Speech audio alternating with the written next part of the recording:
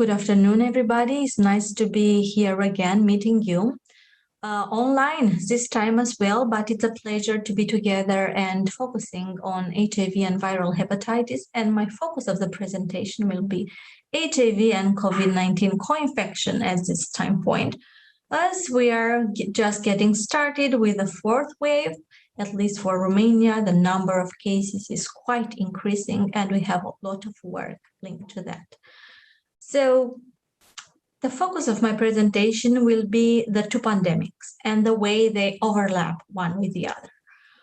We all know the data regarding HIV, and this is a map with the last data regarding WHO and the split of the regions of the European Union. And if we are overlapping the last numbers that we have for 2020, we can see that we are talking about 37.7 million people infected with HIV, and we are talking about 1.5 million new cases only in 2020, which was a full pandemic year. So the number of patients are still there, and they are increasing. So we do have a pandemic ongoing regarding HIV. On the other hand, if we are looking to the right of the slide, we are looking at the data regarding new cases of COVID-19 in our region, in certain Eastern Europe region. And we can see that new cases are adding up. Some of the countries are reaching the red color, and some of them are on the increase. These are the data for last week.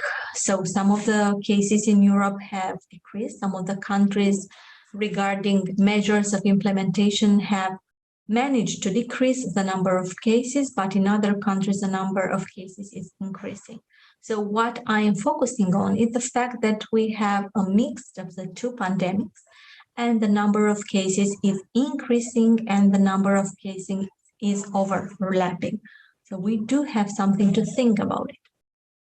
In the past, we all know that knowledge is power, and I wanted to find out who was the first to say that knowledge is power, and the fact that knowledge itself is power was Sir Francis Bacon, as you can see. So it's an old learning, as well as pandemics, which are quite old on the earth, and we know how everything is going on. So just browsing around in the last few months on the internet, there is a very nice article that oversights the pandemic anniversary, the 40 years of HIV/AIDS pandemic. And there are a few of the data that they are enhancing and talking about what have we learned from the HIV pandemic and what can we overlap and what can we use for the new pandemic with SARS-CoV-2. And this is another article that emphasizes the overview of the last 1.5 years of pandemic, where we are, what have we done, and what will be the new measures, what we will do in the next 2 years.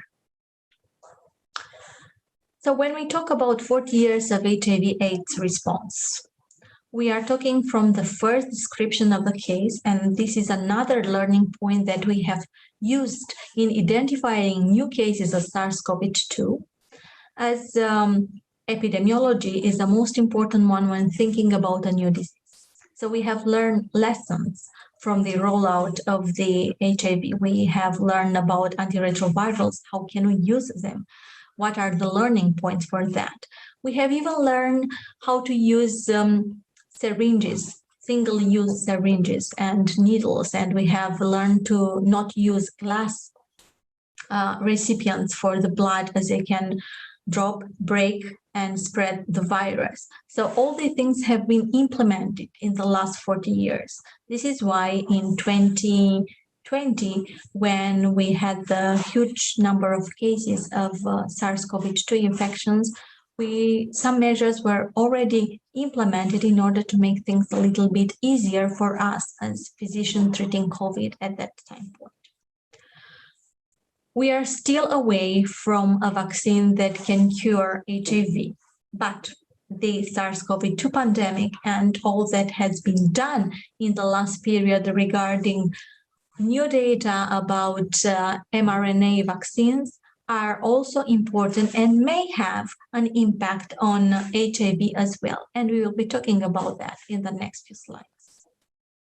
What do we know from the literature? And I only selected the sum up from the WHO regarding the way HIV patients will react when they are infected with SARS-CoV-2 and when they do have the COVID-19 disease.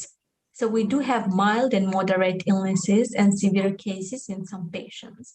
But if you are looking at the data that supports this graph over here, the majority of the patients are patients that are not on treatment and are patients with a low immunity. So the majority of the severe cases are data from Africa region from the WHO. The majority of the patients all had a good evolution, were discharged from the hospitals, even severe cases. On the other hand, the data from the CDC support the fact that unvaccinated people are 70 times more likely to be hospitalized due to COVID-19. And you have a graph that will show you that unvaccinated pandemic is on the rise, and that patients will come to the ER and will need to have support from the medical staff. There is no reference at the same point regarding more patients with HIV, but the key points that we will discuss in the next few slides will be the fact that these people living with HIV appear to have a slightly increased risk of dying for COVID-19, and these are the data from the last articles published. People with HIV who have an underlying health condition such as obesity, poorly controlled diabetes, or high blood pressure appear to be at higher risk, but this overlap what we know from the general population, and these are the main risk factors for severity of the disease. In general, the most important risk factor for death for COVID-19 are, of course, old age, organ transplant, recent diagnosis of cancer of the blood, and other things, again, overlapping what we know in general population. And the vaccines against COVID-19 are highly effective in preventing serious illness. This is a fact at this time point, and they are not thought to be less effective in people infected with HIV, but we still need more data and more clinical trials with robust data. People with a CD4 cell count below 50 cells per ml or with an opportunistic illness in the last 6 months may choose to take extra precaution to protect themselves from the infection. And these are the recommendations that we should give our patients. So please wear masks and please get vaccinated. A question that I know it's on everybody's minds is how does COVID-19 affect people living with HIV? We are still learning about COVID-19, including the new variant, the Delta variant, and how does it affect HIV-infected patients. But we have an emergent rapid evolution situation, and new data are available every new day. And we are still on the learning curve regarding mutation, although for Delta. We have spent years learning about mutations when we talk about HIV, and that will replicate with what's going on with the new variants of the SARS-CoV-2 virus and how that will work in getting covered by vaccines or by new therapies regarding that. So the data that we have at this time point regarding vaccines is that, and the recommendation, the consensus recommendations of ACDC, WHO, CDC, that people infected with HIV should receive SARS-CoV-2 vaccines, regardless of the CD4 counts or viral loads, because of the potential benefits which overweight potential risk. And based on recent literatures to date, people living with HIV appear to be at an increased risk for severe outcome with COVID-19 compared with people without HIV, as I showed you in previous slides, and should be included in the category of high-risk medical condition when developing vaccine priority and opportunities for them. There is another important recommendation. This is a busy slide, but this slide will show you that mRNA vaccines have been on the discovery point starting in 1961.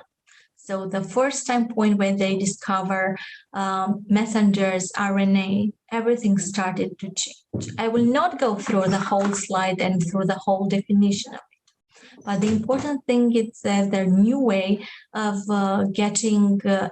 of transmitting what we want to know, the viral protein, in order to get antibodies from our organism, and that works. And we have demonstrated that by clinical trials and by the 2 vaccines that are available. And one of them has received the full approval of the FDA in the last month. What can we learn from that is that from the SARS-CoV-2 vaccines development, RNA, mRNA, we can replicate that into the HIV, and maybe we can move forward with that time point. But regarding patients that are HIV infected, they have been included in clinical trials, in the 2 clinical trials with the 2 mRNA vaccines. And we have data regarding safety, efficacy in that specific group. People with HIV who are well controlled on their treatment, antiretroviral treatment, typically respond very well to the 2 vaccines. And we do have recommendations from the Committee of Immunization Practices, as well in Europe and in the United States regarding vaccination. Of course, we do have to take care, because when we talk about HIV, we should remember that there is some stigma over there, and confidentiality regarding patients' conditions should be preserved whenever we do this vaccine, and we have tried to do that for our patient at our institute. We have the recommendation regarding vaccination and preventing SARS-CoV-2 infections. But on the other hand, we have the skeptic regarding COVID. And here is a list of the countries where the strongholds regarding COVID skeptic data are on the increase, especially in countries. And I'm sorry to say that Romania is on the top spot regarding that. And on the other hand, we have new cases of HIV infections in Europe. And what I want you to focus on the graph is that people, more cases are in the age group of 25 to 50. So that are the target population that are now coming at the hospital infected with SARS-CoV-2 infections as well. So there is an overlap on that age group for the patient with the 2 diseases. So what can we do? We can recommend our patients to get vaccinated against SARS-CoV-2, and we can use what we have learned from the 2 vaccines for SARS-CoV-2 in order to replicate that in the HIV field, as I already mentioned.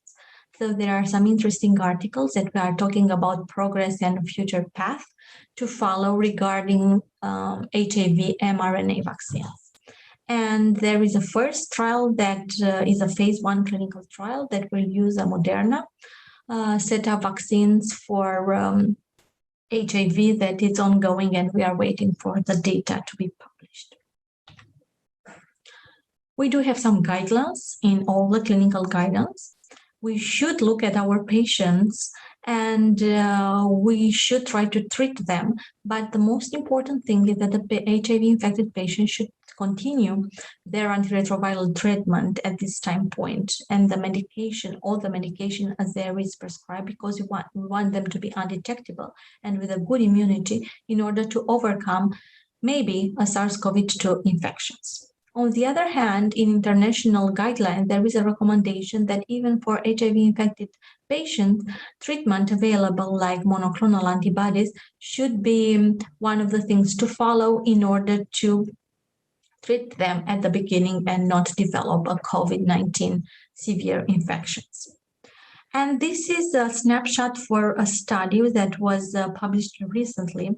And what I want to emphasize with this graph is the fact that more than a third of people who had COVID-19 did not develop antibodies, protective antibodies for SARS-CoV-2. So the recommendation is even if you had COVID-19 infections or not, please get vaccinated in order to be fully protected, as the Delta variant is on the increase worldwide. and is a majority in European countries at this time point.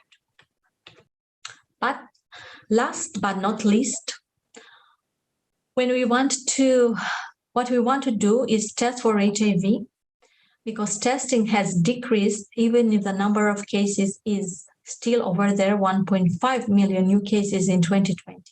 So we should test more. And you can see that there is a decrease in the number of cases.